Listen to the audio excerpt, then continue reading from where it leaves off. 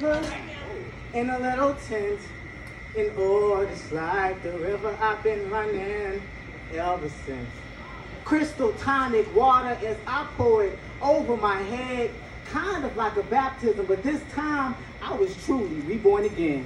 As I watched every low vibration, every sin I ever committed pour through my skin, I shouted through the pain as I accepted that a new version of myself was trying to accept itself in. I then reincarnated into something free, fresh, and cleansed. How y'all feel? Appreciate everybody that came out today. Verge is definitely home for me. Okay, so it's a Facebook post going around asking the black community why y'all think black marriages don't last anymore. Y'all seen that? Y'all seen it? Maybe no? No? It's cool. A black woman came up to me and asked me, Free, why do you think black marriages aren't lasting? You know, like in our grandparents' days. And I said, well, we could look at this in many different ways. We could look at some of the psychological effects passed through traumas from ancient days. We could look at it financially, or we could look at the infidelity and lack of trust formed embedded in our ways. But either way it goes back to the same old thing. Landed on plantations where our black women was whipped to forget that the structure and the role of the black male will soon no longer exist. While she gets called out, nigga, bitch, beating her to her last breath until she soon tries to learn to submit to the white man just enough to where his ego can desist, all while looking for her black man's rescue, but notices his masculinity is currently being broken at the bits.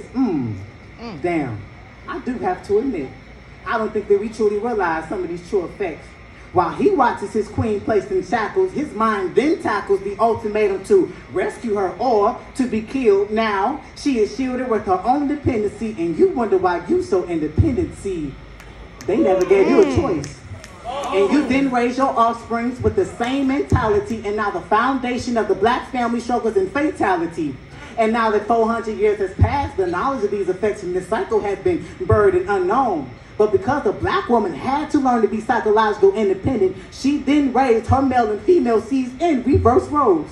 Fearful for her black son, not realizing that the mind state you now rest in has no longer been the same. You then trained your male seed to be mentally weak but physically strong. Now them white folks get to holler and sing along. Yeah, we can't keep them forever as slaves, but at least we know when they leave, they'll still be enslaved, mentally restricted and metaphorically in chains. So ask me again, why black marriages won't last and won't ever be the same, and my answer will continue to say the same. We can't heal traumas and wounds without knowing the root from which it came. Until that is mastered, the cycle will repeat over and over again, free. Y'all can follow me on Instagram at Free the Poet. For any bookings, for any events, you can hit my Gmail for freethepoetbooking@gmail.com. I'm gonna bless y'all with one more piece. It's been an honor for me today. Get it. As Martin Luther King Jr. once had said, free at last, free at last. But who knew 400 years later we would still be enslaved and standing in the same shoes our ancestors were standing in today?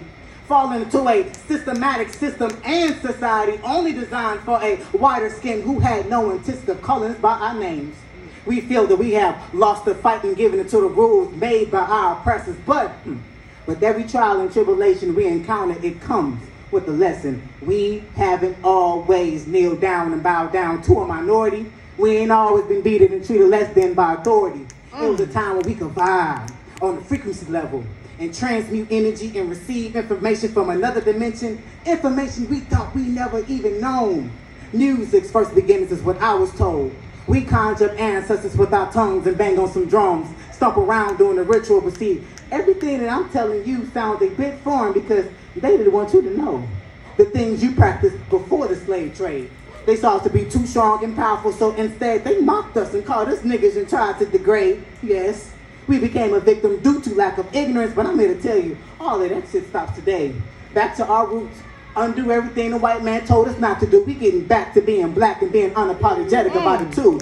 The teachings of the true meanings of what it means to have this melanin, this dark pigment in our skin. The teachings of the dark matter, how it feels to really get to your true self that's been sitting within. We bring it back the balance that we have between us and them. Oh baby, we sun and moon folk. They took our black woman and slapped iron bits of a gag mask because they tongues every time that they spoke because of words The words that came out could kill a 6-foot man. We ain't always been seen as a joke. Threw us in vacation and said, let's not teach these niggas how to read. Little do we know, we didn't need they books or they knowledge to hear and see things they couldn't see.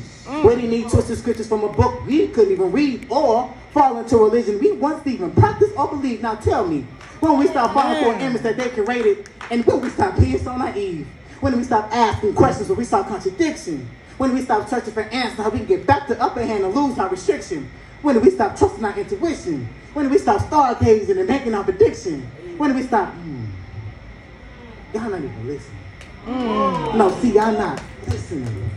Some of y'all have been searching for the voice of God, and yet the voice of God, it came in the voice of you. We've been trying to lead masses with one individual, and yet we were stronger with two. Baby, I'm free. It's been an honor, y'all.